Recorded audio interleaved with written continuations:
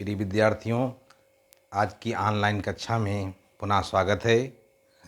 कल हम पढ़ रहे थे, कल की ऑनलाइन कक्षा में तो आप लोगों ने पढ़ा कि उपभोक्ता के व्यवहार का सिद्धांत। तो उपभोक्ता के व्यवहार के सिद्धांत में उपभोक्ता का व्यवहार क्या है, यानी वस्तुएं और सेवाएं उपभोक्ता को आवश्यकता होती है, वस्तुओं और सेवाओं की।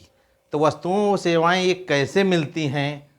वस्तु क्या है, जितनी भी मूर्त वस्तुएं होती हैं वो वस्तुएं कहलाती हैं, और सेवाएं जैसे एक अध्यापक की सेवा, एक वकील की सेवा, सेवाएं कहलाती हैं। तो प्रिय विद्यार्थियों, हम पिछली कक्षा में पढ़ रहे थे कि सीमांत उपयोगिता ह्रास नियम, सीमांत तुष्टिगुण ह्रास नियम की तालिका के विषय में जाना था। तो तालिका में बताया गया था, मान लिया कोई व्यक्ति भूखा है और अपनी भूख को शांत करने के लिए रोटी की कई इकाइयों का उपभोग करता है। तो पहली इकाई से उसे अधिक तुष्टिगुण प्राप्त होता है, दूसरी इकाई से उससे कम, तीसरी इकाई से उससे कम, चौथी इकाई से उससे कम और पांचवी इकाई से उससे कम। छठी रोटी खाने पर उसे शून्य तुष्टिगुण प्राप्त होता है। इसके बाद में यदि उपभोक्ता फिर भी उपभोग जारी रखता है, यानी कहने का मतलब रोटी खाना बंद नहीं करता है, तो उसे ऋणात्मक तुष्टिगुण प्राप्त होता है। जैसा कि तालिका से स्पष्ट है कि पहली इकाई से उसे 8 के बराबर सीमांत उपयोगिता प्राप्त हो रही है, दूसरी इकाई से 7 के बराबर, तीसरी इकाई से 5 के बराबर और चौथी इकाई के 3 के बराबर और पांचवी इकाई से 1 के बराबर। छठी रोटी खाने पर उसे शून्य उपयोगिता प्राप्त हो रही है और सातवीं रोटी खाने पर उसे -2 यानी ऋणात्मक उपयोगिता प्राप्त हो रही है और कुल उपयोगिता में वृद्धि हो रही है। तो पहली इकाई से 8 के बराबर, दूसरी इकाई से 15 कुल उपयोगिता आ रही है, तीसरी इकाई से 20, चौथी इकाई से 23, पांचवी इकाई से 24 और छठी इकाई जो है 24 में जो है उसे पूर्ण संतुष्टि मिल रही है, यानी कुल उपयोगिता में उसे पूर्ण संतुष्टि का बिंदु प्राप्त हो रहा है। और इसके बाद में सातवीं इकाई से कुल उपयोगिता घटते हुए क्रम में तालिका में दिखाया गया है। तो इसको जो है प्रिय विद्यार्थियों, अब हम लोग जानेंगे रेखा चित्र के माध्यम से कि कैसे रेखा चित्र के माध्यम से कैसे ये पता होगा सीमांत तुष्टिगुण ह्रास नियम का रेखा चित्र कैसे बनेगा, इसके बारे में। तो सबसे पहले लिखेंगे, यहाँ पर लिखेंगे रोटी की इकाइयाँ, रोटी की इकाइयाँ। तो प्रिय विद्यार्थियों, रोटी की इकाइयाँ थी 7, इसको लिखेंगे 1, 2, 3, 4, 5, 6 और 7। इसके बाद में प्राप्त सीमांत तुष्टिगुण, प्राप्त सीमांत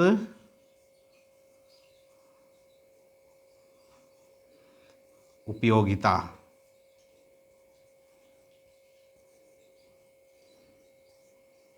प्राप्त सीमांत उपयोगिता को दर्शाएंगे। तो प्राप्त सीमांत उपयोगिता जो है, ये तुम्हारा जो है प्राप्त सीमांत उपयोगिता को कैसे दर्शाया गया जाएगा, इसके बारे में। तो पहली इकाई से इसमें भी लिखेंगे सीमांत उपयोगिता जो है तुम्हारी 8 तक है। तो इसको संख्या सबसे पहले 1, 2, 3, 4, 5, 6, 7 और 8 इस तरीके से दिखाएंगे। तो पहली इकाई से पहली रोटी का उपभोग करने पर उसे कितना तुष्टिगुण प्राप्त हो रहा है। तो पहली, जैसा कि तालिका से स्पष्ट है, पहली रोटी का उपभोग करने पर उसे 8 के बराबर सीमांत उपयोगिता प्राप्त हो रही है। तो पहली इकाई को और 8 से मिला देंगे, पहली इकाई को 8 से मिलाएंगे। इसके बाद में दूसरी इकाई से कितना तालिका के अनुसार प्राप्त हो रहा है, 7। तो दूसरी इकाई को हम 7 से मिला देंगे।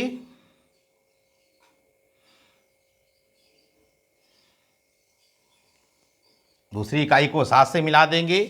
फिर इसके बाद में तीसरी इकाई तीसरी इकाई से प्राप्त हो रहा है 5। तो तीसरी इकाई को हम 5 से मिलाएंगे।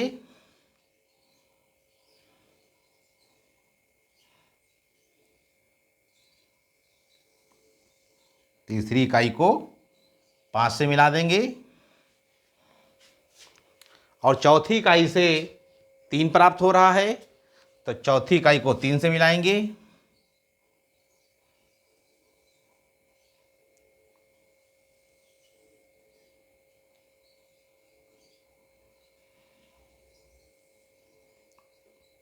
चौथी इकाई को 3 से मिलाएंगे। फिर इसके बाद में पांचवी इकाई से 1 प्राप्त उपयोगिता प्राप्त हो रही है, तो पांचवी इकाई को 1 से मिला देंगे।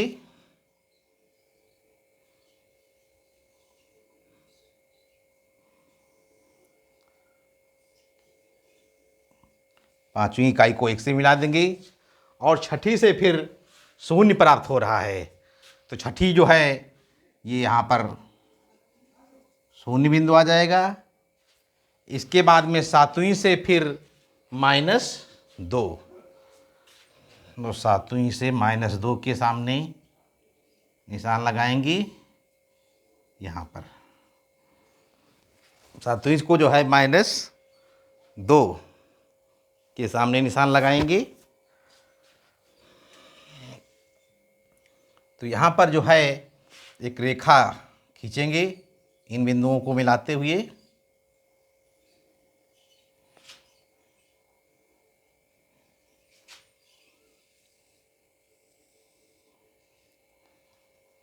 या यहाँ पर थोड़ा 7 जो है इधर कर लेंगे।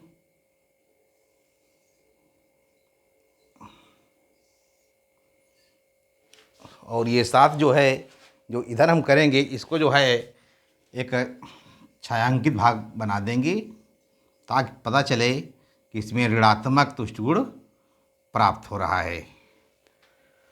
तो इसको जो है प्रिय विद्यार्थियों, इसको हम नाम दे देंगे AB, A और B।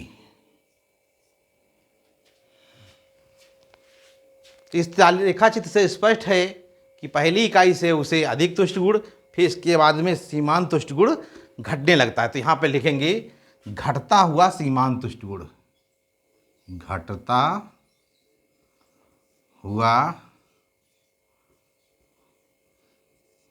सीमांत तुष्टिगुण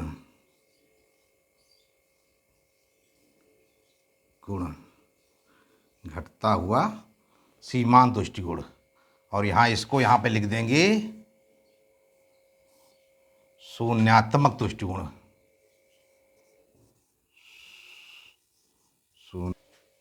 तो प्रिय विद्यार्थियों, तो यहाँ पर जो है शून्यात्मक उपयोगिता लिखेंगे, उपयोगिता, और ये यहाँ पर जो बी बिंदु है यहाँ पे लिखेंगे ऋणात्मक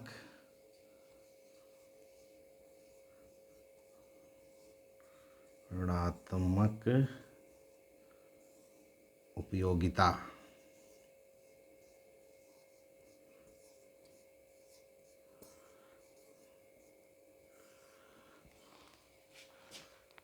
तो रेखा चित्र द्वारा स्पष्टीकरण।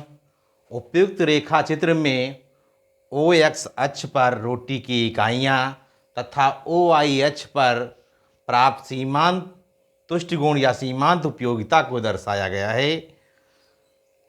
और बिंदु C जो है यहाँ पर शून्यात्मक उपयोगिता दिखा रहा है और बिंदु B ऋणात्मक उपयोगिता को दिखा रहा है और बिंदु A से C तक घटता हुआ सीमांत तुष्टिगुण दिख रहा है।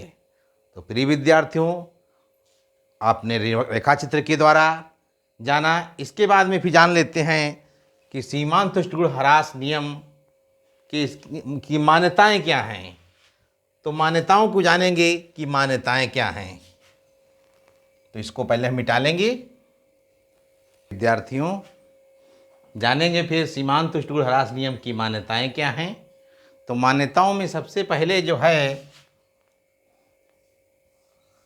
आवश्यकता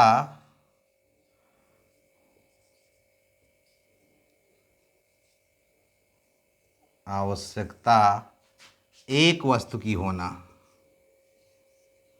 एक वस्तु की होना।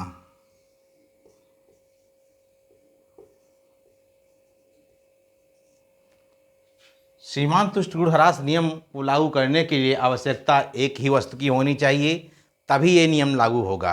अब ये नहीं है कि रोटी भी खा लें और लड्डू भी खा लें और रसगुल्ला भी खा लें और सोचें कि ये नियम लागू हो, तो ये नियम लागू नहीं होगा प्रिय विद्यार्थियों। इसके बाद में है उपभोग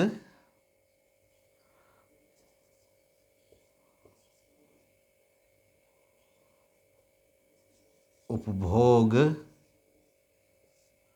लगातार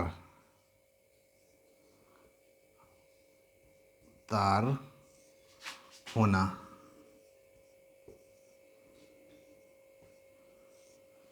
जब ये नियम लागू करना हो तो उपभोक्ता उपभोग को लगातार करे। कहने का मतलब उसमें जैसे रोटी खाना है तो उसमें समय अंतराल नहीं होना चाहिए। अब ये नहीं एक रोटी आज खा ली, फिर एक रोटी दोपहर खा ली, फिर एक रोटी शाम खा ली, तो ये नियम लागू नहीं होगा। इसके बाद में है फिर इकाइयों का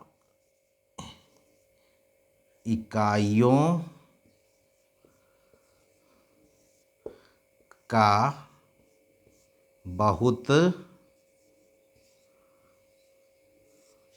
छोटा होना।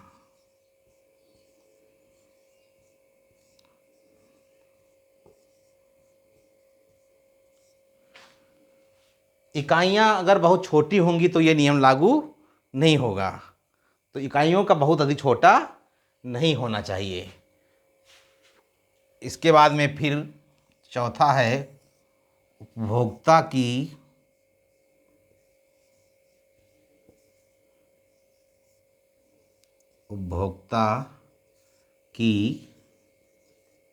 मानसिक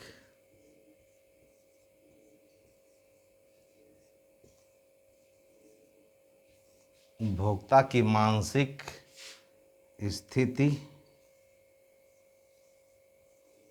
सामान्य होना।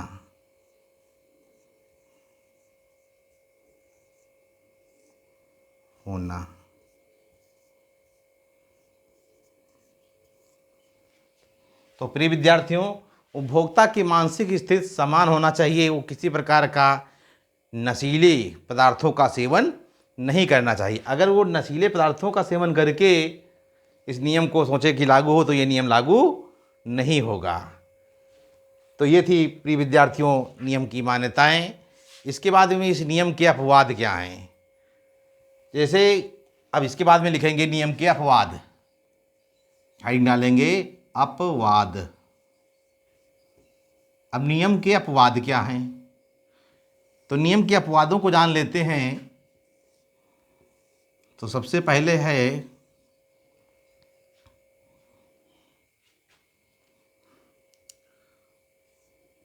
पहली इकाई से तुष्टिगुण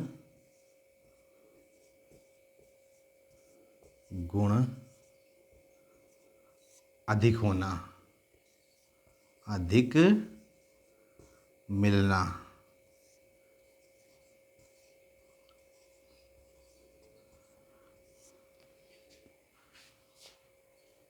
इस नियम में बताया गया है कि उपभोक्ता जब पहली इकाई से उससे अधिक तुष्टिगुण प्राप्त होता है, जो कि ये कहना ठीक नहीं है।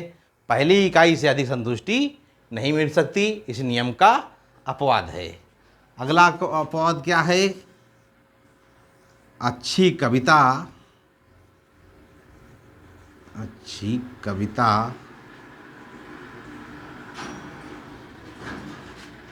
मधुर पुस्तक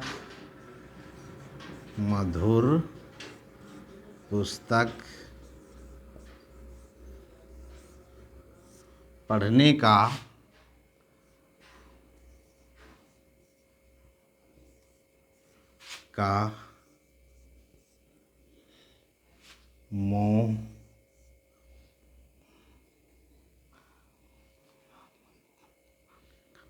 मोह शांत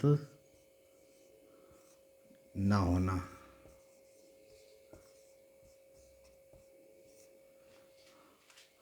अच्छी पुस्तक, मधुर कविता पढ़ने का मोह शांत नहीं होता है, क्योंकि जिस व्यक्ति को कोई अच्छी पुस्तक मिल जाती है या अच्छी कोई कविता में हो जाए तो उसे बार बार पढ़ने का मन होता है। क्यों उसको बार बार उसको अधिक उपयोगिता मिलती है। जबकि इसमें बताया गया कि पहले से अधिक फिर घटने लगता, जो कि इस नियम का इसमें अपवाद है। इसके बाद में बताया गया कि पहली इकाई से अधिक भी घटने लगता है। पहली इकाई से तुष्टि गुण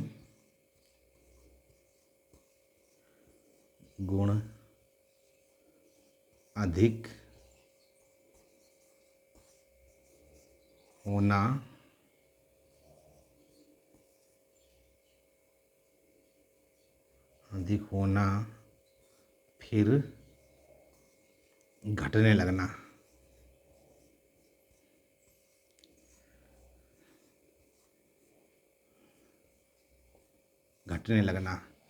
इसमें बताया गया कि पहली इकाई से अधिक तुष्टि गुण प्राप्त होता है और फिर घटने लगता है, जो कि इस नियम का अपवाद है।